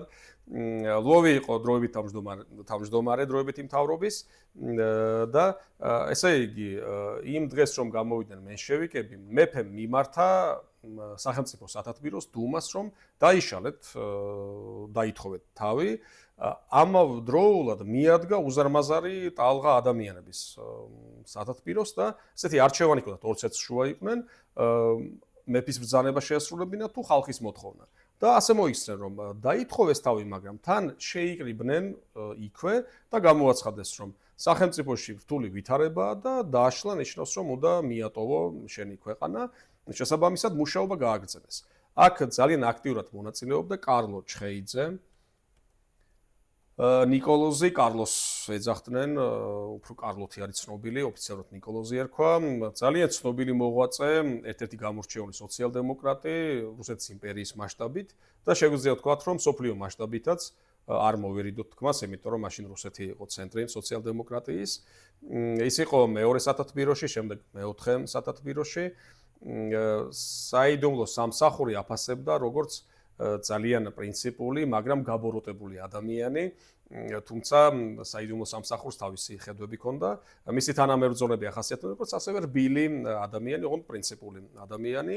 კარლო ჩხეიძე იყო სათათბიროს წევრი და შემდეგ გახდა პეტროგრადის მუშათა და ჯარისკაცთა საბჭოს თავმჯდომარე. რევოლუციის არწივებს ეძახდნენ პეტროგრადის საბჭოს, იმიტომ რომ ეს იყო დედაქალაქი. ფაქტობრივად ვინც აკონტროლებდა პეტროგრადის საბჭოს, ის აკონტროლებდა რუსეთსაც. იმიტომ რომ აქედან იგზავნებოდა ბრძანებები სხვა ქალაქებში, სხვა საბჭოებში და კარლო ჩხეიძე იყო მისი თავმჯდომარე. მოადგილე გახდა კერენსკი, ის ცნობილი შემდეგ თავმჯდომარე რომ იყო. ირაკლი წერეთელი ამ დროს დაბრუნდა ციმბირიდან გადასახლებიდან, ასევე ამ საბჭოს წევრი გახდა. ძალიან საინტერესო იყო ნიკოლოზ მეორესთან მოლაპარაკებები. ნიკოლოზ მეორე ართმობდა ტახტს, მას იმედი ჰქონდა ჯარების, თავისი გენერლების, ითხოვდა ფრონტიდან ჯარი გამოიწვიათ უკან, მაგრამ არ გამოდიოდა, იმიტომ რომ გერმანელები პეტროგრადს დაემუქრებოდნენ და ფრონტიდან ჯარი ვერ გამოყავდათ. გარდა ამისა, არ იყვნენ დარწმუნებული ჯარის ლოიალობაში, იმიტომ რომ იქაც შესული იყო სოციალ-დემოკრატიული იდეები და იძულებულია საკუთარ გვარდიას დაეყრდნოს. მისი ერთგული ჯარი იყო ცარსკოეს სელო, ქართულად არის მეგონი, ქართულად ცარსკოეს სელოს ეძახიან, სამეფო რეზიდენცია პეტერბურგთან, მაგრამ მარტის დასაწყისში ეს ჯარიც კი რევოლუციის მხარეზე გადავიდა და არჩევანი აღარ დარჩა ნიკოლოზ მეორეს. ამიტომ რაც გააკეთა პირველი გადადგა ეს არ ჩანს აქ, მაგრამ გადადგომის განცხადება დაწერა, ტახტი დაუტოვა შვილს, ალექსის, მაგრამ რეგენტად გამოაცხადა ძმა მიხეილ ალექსანდრეს ძე, დიდი მთავარი. თუმცა ეს ამბავი არ მოეწონათ პეტერბურგში, საბჭოში, იმიტომ რომ მათ სურდათ მეფის გადადგომა, არა ახალი მეფის შეცვლა, არამედ მეფობის გაუქმება. ამიტომ დააგზავნეს მითითება, რომ არ გამოაქვეყნოთ მეფის გადადგომის შესახებ, ჯერ გავარკვიოთ ძმა რას იზამს. ძმა იყო უცნაური ადამიანი, მეფობის სრული არ ჰქონდა. რაღაცნაირად ისე გამოვიდა, რომ თითქოს ძალით შეხვდა ეს მეფობა, ამიტომ მარტივად დაითანხმეს და როდესაც ძმამაც მეორე განცხადება, ძმამაც დაწერა განცხადება და უარი თქვა ტახტზე. შესაბამისად ორივე განცხადება გამოაქვეყნეს, რომ გადადგა იმპერატორი ნიკოლოზ მეორე და მისმა ძმამაც უარი თქვა ტახტზე. ასე რომ რუსეთში გაუქმდა მეფობა, შვილი აღარც მიიჩნიეს, არც არაფერი არ დააწერინეს და ასე დასრულდა 4 მარტს დამთავრდა რუსეთის მონარქია. დიდი ზარზეიმით აღინიშნა თბილისში ცოტა მოგვიანებით მოხდა ეს ამბავი თბილისზე რომ გადმოვიდეთ. საქართველოში მაშინ იმყოფებოდა ნიკოლოზის ძე, ეს იყო იმპერატორის ბიძა, ეს იყო ასევე მთავარსარდალი რუსეთის არმიის, მეფის ნაცვალი, ძალიან საინტერესო ადამიანი. მან დაიბარა თავისთან ქართველი სოციალ-დემოკრატები, არა მაქვს ფოტო. მათ შორის მივიდა ნოე ჟორდანია, ბოლშევიკები საბჭოთა პერიოდში ძალიან ცუდად ახასიათებდნენ აი ამ შეხვედრას, ამბობდნენ რომ მენშევიკები შეეკრნენ სამეფო ხელისუფლებას, შემდეგ უკვე რომ დამთავრდა მეფის ხელისუფლება, შეეკრნენ დროებით მთავრობას, რომ ისინი არ იყვნენ ნამდვილი სოციალისტები, მაგრამ სინამდვილეში ნოე ჟორდანია თვლის, რომ საჭიროა ძალიან რბილად მოხდეს გადასვლა და ქვეყნის დალაგება, იმიტომ რომ ამ დროს ჯერ კიდევ მიმდინარეობს პირველი მსოფლიო ომი. რუსეთის არმია იბრძვის ოსმალეთის ფრონტზე, ესე იგი საქართველოს სამხრეთით და თუ აქ მოხდებოდა რაიმე ესეთი მკვეთრი გამოსვლები და ასე შემდეგ, შეიძლება ის ჯარი მოემართათ საქართველოს წინააღმდეგ და ის რაც წყდებოდა რუსეთში, ჩათვალეს რომ არ დააჩქაროს საქართველოში. რუსეთში მოხდეს, აჯანყება იქნება, რევოლუცია იქნება, რუსეთი დაინგრეს, ოღონდ საქართველოს რაღაცნაირად ამ ნანგრევებში არ მოყვეს. საინტერესო განცხადება გამოგზავნა კარლო ჩხეიძემ, როდესაც პეტროგრადში უკვე გაირკვა მეფის გადადგომის ამბავი, მთავრობაზე გარდაიცვალა, აცნობეთ ნათესავებსა და ნაცნობებს. რასაკვირველია რუსული შრიფტით იყო, ქართული სიტყვები. მთავრობაზე გააცნო, რომ ვითომ ეს იყო მისი ნათესავი, თავისთავად ძე დაბოლოებით იფიქრეს, რომ მართლა ქართველია, ქართული გვარით და აქ ჩამოვიდა, შეატყობინა სოციალ-დემოკრატებს, რომ მთავრობა აღარ არის და მზად იყავით. ამის შემდეგ ნიკოლოზის ძემ დაუბარა ქართველებს, რომ მე მივდივარ, მიხედეთ თქვენ თავს და წავიდა პეტროგრადში. შემდეგ მას ძალიან თავაზიანად მოახსენეს, რომ მისი მთავარსარდლობა არმიის არ იყო მიზანშეწონილი, გადადგა მშვიდად, არავითარი წინააღმდეგობა არ გაუწევია, ყირიმში გადასახლდა თავის სასახლეში და იქ ცხოვრობდა რევოლუციის პერიოდში. როდესაც გერმანელები დებდნენ ზავს რუსეთთან, ძალიან სამარცხვინო ზავი დადო მაშინ ლენინის მთავრობამ, რუსეთისთვის წამგებიანი ბრესტ-ლიტოვსკის ზავი. გერმანელები ეძებდნენ ადამიანს, რომელიც ხელს მოაწერდა ამ ზავზე და უნდათ რომ რომელიმე რომანოვი ენახათ, მეფე ნიკოლოზ მეორე თუ არა ყოფილი იმპერატორი, რომელიმე მისი ძმა, ბიძაშვილი და შესთავაზეს ნიკოლოზის ეს, რომ ხელს ხომ არ მოაწერდა ამ შეთანხმებას.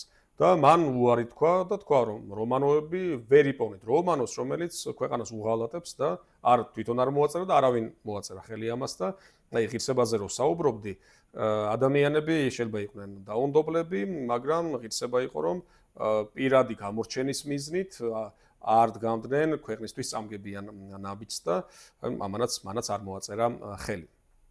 ჩვენთან დროებითმა მთავრობამ, როგორც გითხარით, გიორგი ლვოვი გახდა თავმჯდომარე, კარლო ჩხეიძეს შესთავაზა შრომის მინისტრის თანამდებობა რუსეთის იმპერიის. კარლო ჩხეიძემ უარი თქვა, შრომის მინისტრი კი არა და ფაქტობრივად მეორე ხელისუფალი იყო რუსეთში, იმიტომ რომ ორ ხელისუფლებიანობა ფაქტობრივად დროებითი მთავრობა და ჯარისკაცების და მუშების საბჭო პეტროგრადის ის აკონტროლებდა სხვა საბჭოებს, რომლებიც იყო სხვა ქალაქებში, მათ შორის თბილისში და მისი ხელმძღვანელი, ასე რომ მისთვის არ იყო ეს მნიშვნელოვანი პოსტი. თბილისის საბჭოს მეთაურობდა ნოე ჟორდანია, ჩატარდა არჩევნები თბილისში. ბოლშევიკებმა მიიღეს მონაწილეობა ამ არჩევნებში, არადა მათი მიზანი გზა იყო ბოიკოტი და მიიღეს ოღონდ ძალიან კატასტროფული მარცხი განიცადეს. 50 მენშევიკი აირჩიეს და სულ 8 ბოლშევიკი ამ საბჭოში და თავისთავად მე თავს იმართლებდნენ, რომ მენშევიკებმა გააყალბეს, რომ ისინი ფულით ყიდულობდნენ ამ არჩევნებს და ასე შემდეგ. და ნოე ჟორდანია გახდა თბილისის საბჭოს ხელმძღვანელი. დროებითმა მთავრობამ კავკასიაში დანიშნა ოზაკომი, ასეთი განსაკუთრებულ საქმეთა სამხრეთ კავკასიის, ამიერკავკასიის განსაკუთრებულ საქმეთა კომიტეტი. შევიდა მასში 5 წევრი, ეს 5-ვე იყო სათათბიროს წევრი, რუსეთის სახელმწიფო სათათბიროს წევრი, ხარლამოვი, პაპაჯანოვი, ჯაფაროვი, კიტა აბაშიძე, სოციალ-ფედერალისტი იყო და კიტა აბაშიძე მალევე გარდაიცვალა და შემდეგ აკაკი ჩხენკელი, ცნობილი სოციალ-დემოკრატი, შევიდა ოზაკომში. ოზაკომი მართავდა კავკასიას. მას ემორჩილებოდა დაღესტანი, მათ შორის ჩრდილოეთ კავკასია. ბოლშევიკების წინააღმდეგ მოქმედებდნენ ძალიან მკაცრად, იმიტომ რომ ისინი ისევ აგრძელებენ იმ გზას, რაც მათთვის ჩვეუли იყო, თავდასხმები, რაღაცა ყუმბარების და ბომბების სროლა და ასე შემდეგ. მაგრამ ისინი ამბობენ, რომ მენშევიკები მათი იყო 70 წელი მომდევნო ისტორიის და ყველაფერი დაატრიალეს საპირისპირო მხარეზე და წარმოაჩინეს, რომ ვითომ მათი გზა იყო ერთადერთი გამართლებული. ამ პერიოდში რუსეთში არის ისევ გამოსვლები, ისევ აჯანყების მცდელობები, იმიტომ რომ როდესაც მძიმე ვითარება ქვეყანაში, შეუძლებელია მძიმე ვითარების ეკონომიკური, იქნება პოლიტიკური, რამდენიმე თვეში და ხშირად რამდენიმე წელშიც კი გამოსწორება. არადა ხალხს გონია, რომ ჩვენ ხომ დავამხეთ იმპერატორი. იმპერატორი, რომელიც ყველაფერში იყო დამნაშავე. რატომ არ ვართ კარგად? რატომ არ გვაქვს კარგი ხელფასი? რატომ ძვირდება პროდუქტი? გამოვლენ, მოაწყობენ ახალ რევოლუციას, მოვა ახალი დაპირებით რომელიმე მთავრობა, ისევ იგივე შეიძლება უარესიც ვითარება და კითხვა ისევ ჩდება, რომ ჩვენ ხომ დავამხეთ ის, ვინც ბოროტი იყო. ვისაც გვითხრეს, რომ მისი ბრალია და ის არის ბოროტება, ხომ? რატომ არ ხდება უკეთესობა და ისევ არის გამოსვლები, აჯანყებები. თან აპრილში ჩამოვიდა თავარი ბოროტება, ლენინი დიდი ზარზეიმით დახვდნენ მას პეტროგრადში, გამოაქვეყნა აპრილის თეზისები, ძალიან ცნობილი საბჭოთა პერიოდში, ერთ-ერთი მთავარი დოკუმენტი იყო ბოლშევიკური პარტიის. ძალიან ესეთი ეშმაკური იყო ეს აპრილის თეზისები, მოუწოდებდა, რომ აჯანყება არ იყო მართებული. ძალიან სწორად აფასებდა ლენინი ვითარებას და ამბობდა, რომ აჯანყების შანსი და გამარჯვების არ გვაქვს, იმიტომ რომ არ ვართ პოპულარულები.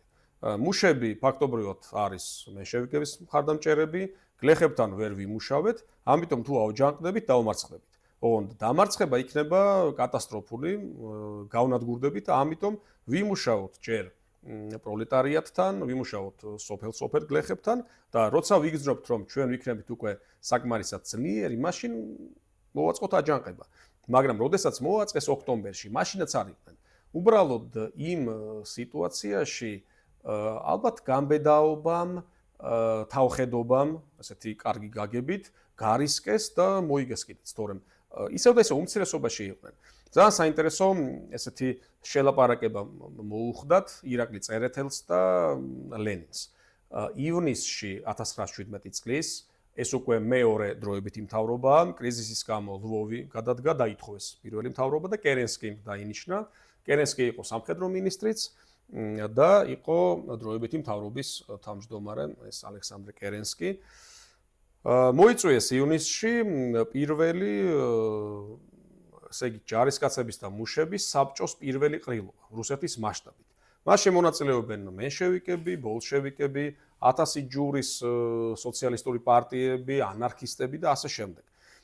მასზე ირაკლი წერეთელი, თავმჯდომარე იყო ამ კრების ირაკლი წერეთელი, გამოვიდა სიტყვით და გამოაცხადა, რომ არისო ვინმე საერთოდ, რომ თავის ხელში აიღოს ძალაუფლება. კარგად იაზრებს, რომ ბევრი პარტიაა, ბევრი თანაბარი ძალის პარტია, შესაბამისად თან ეს პარტიები განსხვავდებიან თავიანთი პროგრამით, შეხედულებებით და ასეთი კითხვა დასვა, რომ ვინმე აიღებს თავის ხელში, გაბედავს და იტყვის, რომ ჩვენ ვართ ის პარტია, რომელიც ავიღებს ძალაუფლებას ხელში. და ლენინის რეპლიკა არის ასეთი პარტია, დაიძახა დარბაზიდან, yes такая партия, პარტია და საბჭოთა კავშირში შემდეგ ეს გამოაცხადეს, რომ როგორი აპლოდისმენტები მოჰყვა, აჟიოტო ყვირილი, შეძახილები და სინამდვილეში ბოლშევიკები იქაც უმცირესობაში იყვნენ და მათ დაუკრეს ტაში და უმეტესობამ გაიცინა. არ აღიქმებოდა სერიოზულად ლენინი და ბოლშევიკური პარტია და აი ესეც იყო მომენტი, რომ სერიოზულად თუ არ აღიქვამ ადამიანს, მისგან არ ელოდები სერიოზულ გადაწყვეტილებებს და მოქმედებას და შესაბამისად რაღაცნაირად გაეპარათ დროებითი მთავრობას ადანაშაულებენ ამაში, როდესაც შანსი იყო, რომ ბოლშევიკური პარტია მთლიანად მოესპოთ ან დაეშალათ, მაშინ არ გააკეთეს, იმიტომ რომ ჩათვალეს, რომ ეს არის ერთ-ერთი რიგითი პარტია, რომელიც ქუჩა-ქუჩა ირბეს, ბომბებს გადმოყრის, სადღაცა ერთ-ორ ქარხანას ააჯანყებს და დამთავრდა. ივლისში წადეს სხვადასხვა ბოლშევიკებმა ჩაახშეს მაშინ ეს გამოსვლა და ჩათვალეს, რომ ეს არის მათი ბოლო გაფართხალება. არადა ლენინი ემზადებოდა, ლენინს ყავდა ძალიან კარგი მომზადებული ხალხი, ლვოვი კარგად იყოს და ტროცკი, რომელიც იყო მისი მარჯვენა ხელი. სტალინი იყო მე-10, მე-20 ალბათ ჩამონათვალში, სვერდლოვი იყო, კი, სტალინი დაწინაურდა 29-20-21 წლების პერიოდში, შემდეგ სტალინზე რო ვისაუბრებთ, იქ უფრო დაწვრილებით შევეხოთ და ტროცკი ისე კარგად წერს სტალინზე, გულზე მოგეფონება ადამიანს, ძალიან ამცირებს და დაცინის და უამრავი ფაქტი მოყავს თან და ადამიანს სიამოვნებს რო კითხულობს, თუმცა გასაგებია რომ ტროცკი წაგებულია და გამწარებულია სტალინზე და ტროცკი უარესი იყო. სამოქალაქო ომი მოიგო ტროცკიმ. ტროცკი იყო სამხედრო კომისარი და წითელი არმიის სამხედრო კომისარი, ლენინმა მას ჩააბარა და სამხედრო კომუნიზმი ტროცკის იდეა იყო, სტალინი ამ დროს იჯდა კრემლში, კანცელარიაში და ქაღალდების საქმით იყო დაკავებული. ერთხელ გაგზავნეს ვოლგოგრადში, მე მგონი. ხო, და ჩააგდო ის საქმე და დააბრუნეს კრემლში ისევ სასწრაფოდ და არავინ თვლიდა სტალინს, რომ ის მოახერხებდა იქ ცეცხლში და ნაწრთობი ბოლშევიკები, ომებში, რევოლუციებში და ამ დროს სტალინი, რომელიც კრემლში ოთახიდან ოთახში დადიოდა, დაძვრებოდა, ხლართავდა ინტრიგებს და რაც მთავარია სტალინი პარტიაში აი ამ საქმეში დაწინაურდა, იმ ქაღალდომანიაში და გენერალური მდივანი რომ გახდა, ეს ძველი ბოლშევიკებისთვის იყო უბრალოდ სახელი. მათთვის საქმე იყო წინა ხაზზე კეთება, შრომაში თუ ბრძოლაში და ჩათვალეს, რომ იქ პარტიული რაღაცა არ არის სერიოზული და არა და არჩევნები როცა მოაწყო, ლენინის შემდეგ სტალინმა გახდა თავმჯდომარე, საბჭოთა კავშირის ხელმძღვანელი. და ტროცკი შოკში იყო, იმიტომ რომ ტროცკი საწყობილი საქმე და ქვეყანა და უცებ ვიღაცა სტალინი რასაკვირველია თავისი ნიჭი და უნარები ქონდა სტალინს თავისთავად, მაგრამ ძალიან ბევრი ბოლშევიკი გაცილებით მეტი მაგიტომ არ ეგუებოდნენ სტალინს და მაგიტომ იყო მე სტალინი რომ ანადგურებდა კი ბატონო, იმიტომ რომ ახსოვდა ძველი დამოკიდებულება, იცოდა რომ ისინი მასზე მეტი თუ არა ნაკლები როლი არ ქონდათ და ამიტომ სპობდა, თორემ ადამიანი როცა გძნობს რომ მისი როლი დიდია ისედაც და მაღლა დგას, ის არ აქვს ამის შიში და არც განცდა რომ ვიღაცა მას საფრთხეს შეუქმნის და აი სტალინს სულ ამის შიში ქონდა რომ ისინი არიან საშიში მაგრები და ამიტომ ანადგურებდა და მოკლედ ესე იგი ივლისში ბოლშევიკური ამბოხი ჩაახშეს ამას მოყვა კორნილოვის გამოსვლა, გენერალი კორნილოვი იყო პეტროგრადში, კორნილოვშინა გაჩნდა შემდეგ ასეთი ტერმინი, ხელისუფლების დამხობა ქონდა გადაწყვეტილი, მოყვა ჩაახშეს ეს გამოსვლა და ყველაზე ცუდი რაც მოხდა, დროებითმა მთავრობამ ერთი რომ ომი გააგრძელა. ერთ-ერთი მთავარი მოთხოვნა თებერვლის რევოლუციის იყო ომის დამთავრება. ოღონდ ძალიან რთულია ხალხს აუხსნა ომის დამთავრება რას ნიშნავს? მათთვის ომის დამთავრება ნიშნავს შვიდობა, საჭმელი, სოციალური პირობების გაუმჯობესება, მაგრამ სინამდვილეში ომის დამთავრება ნიშნავდა გერმანიასთან დამარცხებას, დიდი ტერიტორიის დაკარგვას, ფრონტიდან მილიონობით ჯარისკაცის დაბრუნებას, რომელსაც არაფერი არ ჰქონდათ, სამსახური, თავზე ჭერი და იაპონია არა. იაპონია მანამდე იყო 4-5 წელი და ამ დროს აღარ იყო და შესაბამისად დროებითი მთავრობა არის ისეთ ვითარებაში, რომ ვერც ამთავრებს ომს და გაგრძელება უწევს ამის გამო. და რამდენიმე თვე მოანდომეს, ვითარება შედარებით გამოასწორეს, გაამხნევეს ჯარი, კორნილოვის გამოსვლამ ყველაფერი თავდაყირა დააყენა. აერდაერიათ ეს გეგმა, განაიარაღეს არალოიალური ჯარი, შესაბამისად უკვე უკმაყოფილება გაიზარდა და საბოლოო ჯამში მივიღეთ ის, რომ ბოლშევიკების გაძლიერება გამოიწვია კორნილოვის გამოსვლამ. და სექტემბერში რომ ჩატარდა პეტროგრადის საბჭოში არჩევნები, ტროცკი გახდა თავმჯდომარე. ესე იგი, კარლო ჩხეიძემ დაკარგა თავისი პოსტი, ამის შემდეგ კარლო ჩხეიძემ უარი თქვა რუსეთში დარჩენაზე, ირაკლი წერეთელმა დაბრუნდნენ ისინი საქართველოში. და უკვე აქ იწყება შემდეგ მათი მუშაობა დამოუკიდებელი რესპუბლიკის პერიოდში. ტროცკი გახდა თუ არა პეტროგრადის საბჭოს თავმჯდომარე, ზუსტად ტროცკი მააგორა ოქტომბრის რევოლუციაც. რასაკვირველია ლენინის ის არ ეცილებოდა, ლენინი იყო ხელმძღვანელი, სიმბოლო იყო ლენინი, ძალიან კარგად ჰქონდათ ეს როლი მორგებული, ლენინი იყო სიტყვა, ტროცკი იყო საქმე. და დადგა ოქტომბერი, ის ცნობილი 25 ოქტომბერი, კრეისერი ავრორა, რომელიც სიმბოლო გახდა. ეს დიდი არაფერი სიმბოლოა, მხოლოდ და მხოლოდ მისი ზალპით დაიწყო იერიში ზამთრის სასახლეზე და ზამთრის სასახლეს დროებით მთავრობას იცავდა სულ რაღაცა 300 იუნკერი, 200 იყო ქალების ბატალიონი და რამდენიმე ათეული ინვალიდი, რომელიც სოფლიო ომის ვეტერანები იყვნენ და სულ რამდენიმე ასეული ადამიანი იდგა დროებით მთავრობის რეზიდენციასთან. ძალიან მარტივად სულ რამდენიმე ადამიანი ძალიან ცუდად ვიძახი, სულ რამდენიმე ადამიანი დაიღუპა, მაგრამ სულ რამდენიმე ადამიანი, იმიტომ რომ ასობით და ათასობით კვდებოდა მანამდე და 30 წლებში ხო მით უმეტეს და აი ასე მოხდა, რომ დროებითი მთავრობის სასახლე აიღეს, დააპატიმრეს რამდენიმე წევრი და ხელისუფლებაში მოვიდნენ ბოლშევიკები. რამდენიმე თვე კიდე რუსეთი ვერ იაზრებდა, რომ ისინი მართლა ხელისუფლებაში არიან. არ იჯერებდნენ, როგორ შეიძლება ეს რაღაცა ჯგუფი, პარტია იყოს რუსეთის ხელმძღვანელი. როდესაც ამდენი პარტიაა, უფრო პოპულარულები, მხარდაჭერა მათ გაცილებით დიდი აქვთ. არჩევნები ჩატარდა ზაფხულში, სათათბიროს არჩევნები რუსეთის იმპერიის, იანვარში დეპუტატები შეიკრიბნენ. ჩავიდნენ პეტერბურგში და დაიწყეს თავისი მოვალეობის შესრულება. ბოლშევიკები შევიდნენ და ძალით გამოყარეს ეს დეპუტატები. ამის შემდეგ თავისთავად ყველა თავის სახლში დაბრუნდა, ქართველები საქართველოში შესაბამისად და მერე მიხვდნენ უკვე 1918 წლის იანვარში, რომ თურმე სინამდვილეა, რომ ბოლშევიკები არიან უკვე რუსეთის მმართველი პარტია. ამას რასაკვირველია პასუხი მოყვა უკვე დაგვიანებული, ის რაც არ გააკეთეს, ბოლშევიკებმა აკეთეს სამაგიეროდ, პოპულარობის გაზრდა იქნებოდა, ჯარის შეკრება იქნებოდა და თეთრების და წითლების ომი რომ დაიწყო, იქ უკვე წითლების უპირატესობა საგრძნობი იყო თავიდანვე და უფრო თავგანწირული მცდელობები იყო, რაღაცა მცდელობა რომ დაშვებული შეცდომები გამოესწორებინათ და ვერ გამოასწორეს და 1917 წლის ოქტომბრის რევოლუცია ითვლება ალბათ ერთ-ერთ ყველაზე მძიმე თარიღად ისტორიაში. და მოვლენად ამას მოყვა მერე წითელი ტერორი, სტალინური რეპრესიები და მილიონობით ადამიანის მსხვერპლი. სტალინზე მერე დაწვრილებით ვისაუბროთ ამაზე. ლენინი, ტროცკი ვერ ვიტყვი, ტროცკი რო გამხდარიყო ხელმძღვანელი, ჩვენთვის უკეთესი არ იქნებოდა. არ იყო სტალინზე უკეთესი, ჰუმანური, უარესი ალბათ არ იქნებოდა, უარესი რაღა უნდა ყოფილიყო, მაგრამ სისტემა იყო ისეთი, რომ კარგი და ცუდი პირობითი იქნებოდა მხოლოდ. ეს არის ჩვენი დღევანდელი საკითხი, რევოლუციები, კითხვები, შენიშვნები.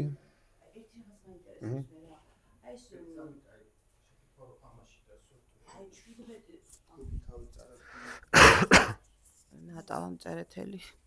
იცი რა მაინტერესებს, მე როგორც ვიცი, მაგ პერიოდში გერმანული ნაწილები ხო იდგა საქართველოში? აი 17-18 წლებში და მერე შეიცვალა 18-ში. ხო, 18-ში. მერე შეიცვალა ინგლისის ნაწილებით, ხო? სწორედ მახსოვს. და ესე ვიცი მე, რომ ავიც შეიძლება არ არის მართალი, რომ იმათ აიძულეს უბრალოდ ეს ნოე ჟორდანიო დამოუკიდებლობა გამოეცხადებინა. ფაქტობრივად. მომდენო საკითხია გვაქვს დამოუკიდებლობის დაკარგვა და იქ დაწვრილებით ვისაუბროთ. ოსმალეთი შემოიჭრა 18 წლის გაზაფხულზე. ოსმალეთი იყო გერმანიის მოკავშირე. შესაბამისად, ძალიან სწორად მიმართეს გერმანიას, რომ გერმანიას მოკავშირე შეეჩერებინა. ჩვენ რომ გვეთხოვა ბრიტანეთისთვის დახმარება, ბრიტანეთი ისედაც ებრძოდა ოსმალეთს. მეც ბრიტანეთი ვერ იზამდა, ომი აქვს და რასაც აკეთებდა, აკეთებდა. ამიტომ სთხოვეს მოკავშირეს ოსმალეთის. ოღონდ გერმანიამ პირობა წამოაყენა, რომ არსებობდა მაშინ ასეთი გაერთიანება, ფედერაციული რესპუბლიკა ამიერკავკასიის. საქართველოს, სომხეთი, აზერბაიჯანი შედიოდა. სომხეთი იყო ბრიტანული ორიენტაციის, აზერბაიჯანი ოსმალეთის და ჩვენ ვცადეთ გერმანიასთან. და გერმანიამ ძალიან სწორად ეს აქცენტები გააკეთა, რომ ვის ვეხმარები, თუ ვეხმარები, ამიერკავკასიას, რომელიც არის ძალიან ჭრელი, ზოგი ბრიტანეთი, ზოგი ოსმალეთი და თუ დავეხმარები მე რომელიმე ქვეყანას, ის უნდა იყოს დამოუკიდებელი ერთი სახელმწიფო. ამიტომ გამოაცხადეთ დამოუკიდებლობა და დაგეხმარებით. და გამოაცხადეს. ძალით გამოაცხადეს. საბოლოო ჯამში მაინც მივიდოდნენ, იმიტომ რომ ამიერკავკასიის ფედერაცია იყო ძალიან ხელოვნური გაერთიანება და შესაბამისად მაინც დაიშლებოდა. ასე რომ რამდენიმე თვის მერე თუ რამდენიმე დღის მერე გერმანელების. ეს გამოცხადება გერმანელების და რამდენიმე თვის მერე დამთავრდა პირველი მსოფლიო ომი, სადაც გერმანია უპირობოდ დამარცხდა. და გამოვიდა, რომ ჩვენ ვიყავით გერმანიის მოკავშირე. როცა არანაირი პირიქით მთელი პირველი მსოფლიო ომი ვიბრძოდით რუსეთის არმიაში ქართველები, გერმანიის წინააღმდეგ, ერთადერთი იმის გამო, რომ დაგვეხმარა ოსმალეთის შეჩერებით, ბრიტანეთმა ანტანტამ გამოაცხადა ჩვენ როგორც მოკავშირე გერმანიის. ასე რომ გათვლაზე მანდ მეშევიკების დადანაშაულება არ არის სწორი, იმიტომ რომ ოსმალეთით ბორჯომამდე იყო მოსული და თბილისს ემუქრებოდა. გერმანიამ შეაჩერა. კი. და გერმანიისთვის რო არ გვეთხოვა, მაშინ ოსმალეთი დაგვიპყრობდა და ასე რომ ესეთი ორცეცხ შუა იყო და შესაბამისად ეგენი შემოვიდნენ როგორც გერმანიის მოკავშირე სახელმწიფოში, ანუ სადამსჯელო ასე ვთქვათ დანაყოფი, უნდათ ბაქოდან ნავთობი და რკინიგზა, სადგურები და ბათუმი დაიკავეს. კი, 19-ში შემოვიდნენ 18 წლის ბოლოს. 18 წლის ბოლოს შემოვიდნენ. 18-ში ნოემბერში გავიდა გერმანია, ნოემბერში კაპიტულაცია გამოუცა, დეკემბერში ბრიტანელები. ოღონ ძალიან კულტურულად იქცეოდნენ. და ნუ რკინიგზა ნავთობი გადაქონდათ და რომ გავიდნენ ძალიან დამწუხრებულებმა გავაცილეთ, იმიტომ რომ შემაკავებელი იყო რუსეთის წინააღმდეგ. და სთხოვდა ჟორდანია რომ იქნებ დარჩეთ კიდე და იმიტომ რომ რუსეთი ხო სამოქალაქო ომი დამთავრდა რუსეთში და უკვე ცხადი გახდა რომ იმპერიის აღდგენა იყო სურვილი და ასე რომ შემდეგ იყო სურვილი იტალიის ჯარი სამანდატო ტერიტორია გამხდარიყო, იტალიის ჯარი ჩამდგარიყო. და ვერ მოხერხდა. ნუ ისევ რუსეთი ჩამდა და თამარ დგებუაძე, მეც მაქვს ერთი კითხვა. ანუ როგორც თქვით, ეს ბოლშევიკები არ იყვნენ პოპულარული, არ იყვნენ ბევრი და როგორ მოახერხეს ანუ ამასაც ახაც ფინანსური მხარდაჭერა დასჭირდებოდა, ის საიდან ქონდათ? ფინანსები ძარცვით. ბანკები, საფოსტო გზავნილები, ხო, ექსპროპრიაცია, ბანკიდან რო გაქონდათ ფული, ეტლით გადაქონდათ ხოლმე და ძარცვობდნენ იმას. ძალიან დიდ ფულს იღებდნენ 100,000-ობით, მილიონობით მანეთს. და შემოწირულობაც ჰქონდათ ცოტა თავისი მხარდამჭერებისგან, ასე რომ მენშევიკებზე მეტი ფული ჰქონდათ.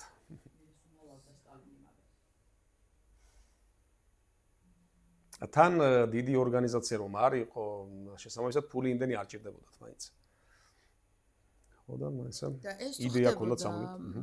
ამის წინააღმდეგ რა ვიცი ხარ, ალბათ რაღაც სამართლებრივი დევნარავი არაფერი არ იყო ამ ბოლშევიკების. იყო გადასახლება.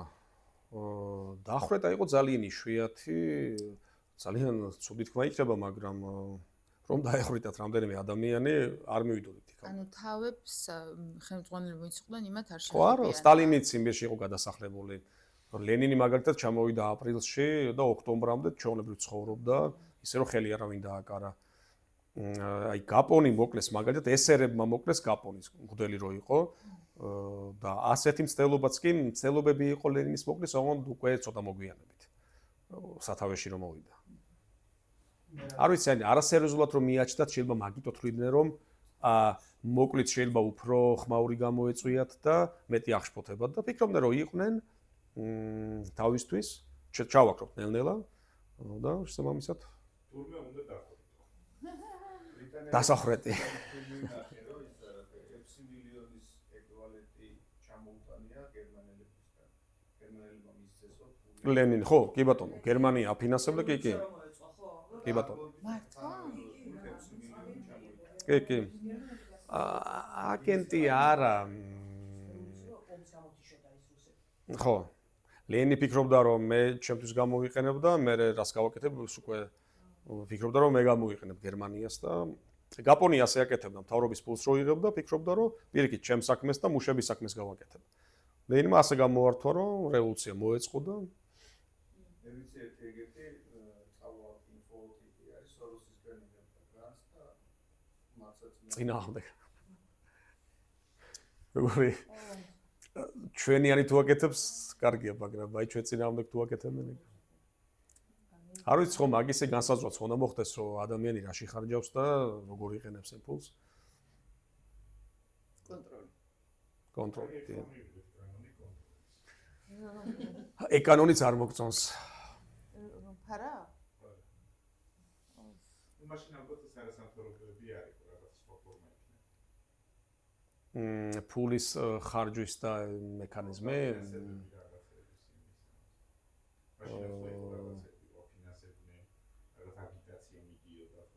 ხო. კანონი რამდენად იყო? უბრალოდ პირდაპირ თქვა სტამბას ხურავდნენ, აპატიმრებდნენ, თორე კანონით არ ვიცი, შეიძლება აგზავნე იყო ხო დაფინანსების. ეგ კი არ ვიცი. აი უნდა ქონოდეთ კანონი და ლენინი არ მოვიდოდა სათავეში. უცხოური დაფინანსების აკრძალვა გერმანიიდან კონკრეტულად გერმანიაზე გასაგები იქნებოდა, იმიტომ რომ ომში იყო გერმანიასთან და მტერი სახელმწიფო იყო, ცალსახად. ასე რომ იქიდან დაფინანსების აკრძალვა ისედაც გასაგები იქნებოდა. პარტია რომ მუშაობს. იმას აკეთებს სტალინი რომ მოვიდა მე და ყველაზე ნაკლები ხუშჩოვი იყო, ვინაოდებოდა იმას აკეთებდა და მოვიდა ეგ. ყველასაც მოერია. სხვათა შორის ესევე არ იქონათ მიშა სააკაშვილი რომ გახდებოდა დიდი ფიგურა. ალბათ ხო. უსასაც ყოფნიდა. ხო, დაცინოდნენ, კი, მახსოვს მეც რომ ესები მიჩნევ და ხარიც რამდენად ფოტოებს რო აფრიალებდა ეგ მახსოვს და როგორ დაცინოდნენ და არასერიოზულ ფიგურად. მე მუშაობდი ერთ-ერთ გაზეთში ამ დროს. და სტატიებს წერდი ხოლმე ისე ჩემს ვერტობოდი. ერთ სტატიამ იძებნება რა, ესე ვთქვი, თავისუფალი ხარ მონავ. ესეთ სტატია და მანდ იყო მეწერა ესეთი ამბავი, რომ სააკაშვილი გახდება პრეზიდენტი. და რედაქტორმა ხალი ცნობილი ჟურნალისტი ამოიღო ეს, რომ რას სულელეს წერა, შეიძლება ეს რაღაცა უჯერებდიო, ასაკი არ უწყობს ხელს. და აღარ მახსოვს რა მოხდა, დაწიეს ასაკი, რაღაცა დაწიეს დროს კი დაწიეს. და გახდა პრეზიდენტი რა. ესე მე რო შევხვდა ეს გავახსენე, გახსოვს მეთქი ეს არა ვარ მახსოვს. ასომ წერილი განახლა უნდა დაუჯეროთ წერლებს. რა მე ხლაც გითხარი. რა საინტერესოა. ეხლა დიდი თქვენ მადლობა. გამიგონე რამე კარგია. საინტერესო სტალინზე